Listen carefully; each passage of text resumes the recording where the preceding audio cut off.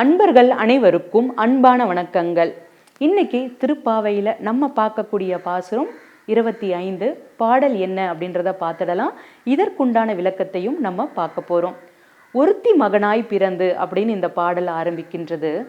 ஒருத்தி மகனாய் பிறந்து ஓரிரவில் ஒருத்தி மகனாய் ஒளித்து வளர தரிக்கிலான் ஆகித்தான் தீங்கு நினைத்தார் கருத்தை பிழைப்பித்து கஞ்சன் வயிற்றில் நெருப்பென்ன நின்ற நெடுமாலே உன்னை அறுத்தித்து வந்தோம் பறைதருகியாகில் திருத்தக்க செல்வமும் சேவகமும் யாம்பாடி வருத்தமும் தீர்ந்து மகிழ்ந்தேலோ ரெம்பாவாய். இந்த பாடலுடைய தாத்பரியம் என்ன அப்படின்னு பார்த்துடலாம். அவருடைய பெருமையை பாடுற விதமாக தான் இந்த பாடல் அமைந்திருக்கு. என்ன பெருமையை சொல்ல வராரு? அவர் பிறந்ததுலேருந்தே பெருமை தான். அவர் பிறந்ததே நமக்கு எல்லாமே ஒரு புண்ணியம் தான் சொல்லலாம். அவருடைய அருள் நமக்கு கிடைக்கணும் அப்படின்றதுக்காக தான். ஒவ்வொரு அவதாரத்திற்குமே ஒவ்வொரு விளக்கம் இருக்கு, ஒவ்வொரு காரணம் இருக்கு. அந்த வகையில் ஒருத்தி மகனாய் பிறந்து தேவகிக்கு மகனாக பிறந்து சிறைச்சாலையில் பிறந்தார் கண்ணன்.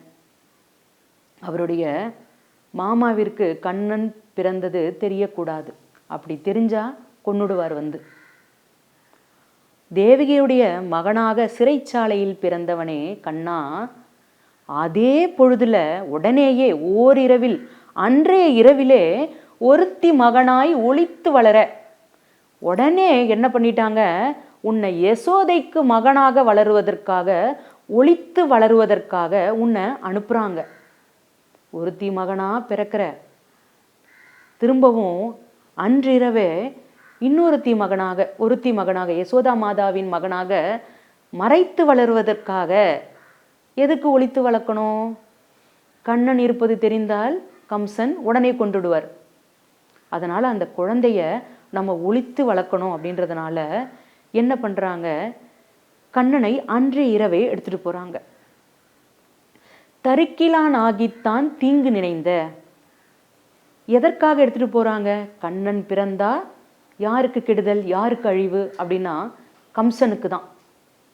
இந்த மாதிரி தீங்கு நினைக்கின்ற, கெடுஞ்செயல்களை செய்ய நினைக்கின்ற அந்த கம்சனை, அந்த கம்சனுடைய வயிற்றில் பெரும் நெருப்பான்.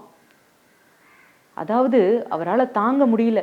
கண்ணன் வந்து பிறந்துட்டான் அப்படின்னு தெரிஞ்சாலே அவருக்கு என்ன ஆச்சு, அதிலிருந்தே பயம் ஆரம்பிச்சிடுச்சு. அதனால அவருடைய வயிறு வந்து பார்த்தீங்கன்னா அனல் மாதிரி இருக்கான். அவர் வயிறு வந்து நெருப்பு மாதிரி கொதிக்குதான். கம்சனுடைய வயிற்றில் நெருப்பண்ண நின்ற நெடுமாலே. கண்ணன்னா அந்த நாமத்தை கேட்டாலே பயம் கம்சனுக்கு. அப்போ அவர் வயிற்றில் நெருப்பாக நிற்பவர் யாரு? கண்ணன் தான். கண்ணனால நமக்கு அழிவுன்னு தெரிஞ்சாலே கம்சன் கண்டிப்பா பயப்படுவான் தானே. அதை தான் இந்த 4 வரிகளில் நமக்கு சொல்ல வர விளக்கம். அடுத்தது, உன்னை அறுத்தித்து வந்தோம் பறைதருகியாகில். இதெல்லாம் சொல்லி உன்னை போற்றி பாடி நாங்கள் உன்னை அர்ச்சித்து வந்திருக்கோம் உன்னுடைய அருளை பெறுவதற்காக. அதனால உன்னுடைய அருளை நீ தந்தினா பறை தருதியாகில் அப்படின்னா, உன்னுடைய அருளை நீ எனக்கு தந்தினா, எங்களுக்கு இந்த ஆயர்பாடி பெண்களுக்கு தந்தினா திருத்தக்க செல்வமும் சேவகமும் யாம்பாடி. உன்னுடைய செல்வ சிறப்பையும் சரி, நீ மக்களுக்கெல்லாம் என்னென்ன பணிகள் செய்திருப்ப. யாராவது ஒருத்தர் கஷ்டம் துன்பம் அப்படின்னு சொன்னாலே கூப்பிட்ட குரலுக்கு ஏற்கனவே பாடல்களில் பார்த்துருக்கோம் நம்ம. அந்த 30 முக்கோடி தேவர்கள் போறதுக்கு முன்னாடியே கண்ணன் போயிடுவாராம். தோ வந்துடுறேன், தோ நினைச்சியா என்னை கூப்பிட்டியா, தோ வந்துடுறேன் அப்படின்னு போயிடுவாராம். அப்போ நீ மக்களுக்காக செய்கிற பணி தானே இது. உன்னை நம்பி வந்தவங்களுக்கு செய்கின்ற ஒரு உதவின்னு கூட சொல்லலாம். உன்னுடைய செல்வ சிறப்பையும் பாடுவோம், நீ மக்களுக்கு செய்த அந்த பணிகளையும் பாடுவோம். இதையெல்லாம் பாடி மக்களுக்காக நீ செய்த அந்த நற்செயல்கள்னால எல்லோருடைய வருத்தமும் போயிடுச்சு.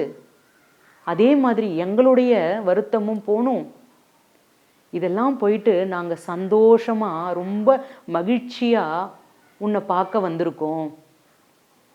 அப்படின்னு கண்ணனை ரொம்ப அழகாக இந்த ஒரு சிறு வயதிலிருந்து சரி, அவர் பிறந்ததிலிருந்தே சரி, தேவகிக்கு மகனாக பிறந்தார், யசோதா கிட்ட ஒளிச்சு வளருவதற்காக அங்கேயும் கண்ணனை எடுத்துகிட்டு போயிட்டாங்க. கண்ணனுடைய நாமத்தை கேட்டாலே யாருக்கு பயமா? கம்சனுக்கு பயமா. அப்போது அந்த கம்சனுடைய வயிற்றில் நெருப்பென நின்னவன் யாருன்னா நம்முடைய கண்ணன் தான், நாராயணன் தான்.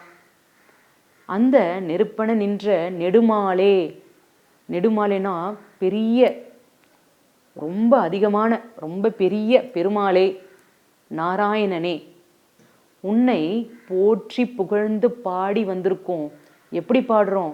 உன்னுடைய செல்வ சிறப்பை சொல்லி பாடுறோம். நீ மக்களுக்கு என்னெல்லாம் தொண்டு செய்திருக்க, என்னெல்லாம் பணி செய்திருக்க, அதையும் சொல்லி பாடுறோம். உன்னுடைய சேவையை போற்றி பாடுறோம். எங்களுடைய வருத்தமும் தீர்ந்தது, எல்லோருடைய வருத்தமும் தீர்ந்தது. இது எல்லாமே தீர்ந்து ரொம்ப சந்தோஷமாக எல்லாரும் இருக்கும். இதெல்லாம் யாரால? உன்னால தான். அப்போது இந்த பாடலின் துவக்கத்திலேயே நான் உங்களுக்கு சொல்லியிருந்தேன், இது கண்ணனுடைய பெருமையை போற்றும் பாடுதலாக இருக்கு. அவருடைய மக்களுக்கு ஒரு கஷ்டம் அப்படின்னா போய் நிற்கிறாரு பாருங்க, அது என்ன ஒரு பெருமை. எல்லாருக்கும் முன்னாடி நிற்கிறது, இதோ வந்துடுறேன், உனக்கு கஷ்டம் தானே, என்ன கஷ்டம்னு சொல்லு, நான் தீர்த்து வைக்கிறேன் அப்படின்னு வர்றது எவ்வளோ ஒரு உன்னதமான ஒரு செயல். அந்த செயலை எப்படி ஆரம்பிக்கிறார்னா, அவருடைய பிறப்பிலிருந்து அவர் என்ன செயல்கள் செய்தார் அப்படின்றத வரைக்கும் சொல்லி, அவருடைய புகழ் பாடி, செல்வ சிறப்பை பாடி, அவருடைய தொண்டை பாடி, ஆயர்பாடி பெண்கள் அவருக்காக ரொம்ப சந்தோஷமாக இருக்கும். கண்ணா, நாங்கள் இப்படியாகப்பட்ட பெருமை மிக்கவனே கண்ணா, அதிகாலை வேளையில் நாங்கள் எல்லாருமே உன்னை பார்க்க வந்திருக்கோம் பார்த்தியா, மார்கழி பொழுதில் நீராடி விட்டு உன்னை பார்க்க வந்திருக்கோம் அப்படின்னு ரொம்ப அழகாக இந்த பாடலின் மூலமாக நமக்கு சொல்லியிருக்காங்க. திருப்பாவையில் வருகின்ற ஒவ்வொரு பாடலுக்கும் ஒவ்வொரு பொருளையும் நமக்கு சொல்கிறாங்க. நமக்கு இறைவனுடைய நாமத்தை சொல்லும் பொழுது துன்பங்கள் அப்படின்றது இருக்காது, கஷ்டங்கள் அப்படின்றது இருக்காது.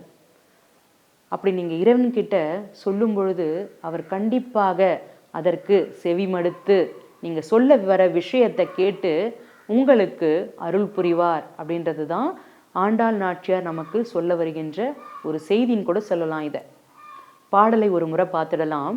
ஒருத்தி மகனாய் பிறந்து ஓரிரவில் ஒருத்தி மகனாய் ஒளித்து வளர தரிக்கிலனாகித்தான் தீங்கு நினைத்த கருத்தை பிழைப்பித்து கஞ்சன் வயிற்றில் நெருப்பென்ன நின்ற நெடுமாலே உன்னை அறுத்தித்து வந்தோம் பறைதருகியாகில் திருத்தக்க செல்வமும் சேவகமும் யாம்பாடி வருத்தமும் தீர்ந்து மகிழ்ந்தேலோ ரெம்பாவாய். அந்த பாடலுடைய விளக்கத்தை நான் உங்களுக்கு சொன்னேன். இப்பொழுது பாடலை சொல்லும் பொழுதே இதனுடைய தாத்பரியம் என்னன்னு புரிஞ்சிருக்கும். அவருடைய பெருமை இது பாடல் மட்டும் இல்லை, இந்த பாடலில் மட்டும் அடங்காது, எண்ணற்ற பெருமைகள் இருக்கு. அதை இந்த பாசுரத்தின் மூலமாக ரொம்ப அழகாக தெளிவாக நமக்கு ஆண்டாள் நாச்சியார் உணர்த்தியிருக்காங்கன்னே சொல்லலாம். நம்மளும் மார்கழி மாதத்தில் அதிகாலை வேளையில் நாராயணனுடைய பெருமையை பாடுவோம், அவருடைய அருளை பரிபூரணமாக பெறுவோம். இன்னைக்கு பாசுரம் 25 பார்த்துருந்தோம், நாளைக்கு 26 பார்க்க போகிறோம். இதில் ஆண்டாள் நாச்சியார் என்ன சொல்ல வராங்க அப்படின்றத தெளிவான விளக்கத்தோடு நான் உங்களுக்கு சொல்ல வரேன். அது வரைக்கும் உங்களிடமிருந்து விடைபெறுவது உங்கள் கனகவல்லி.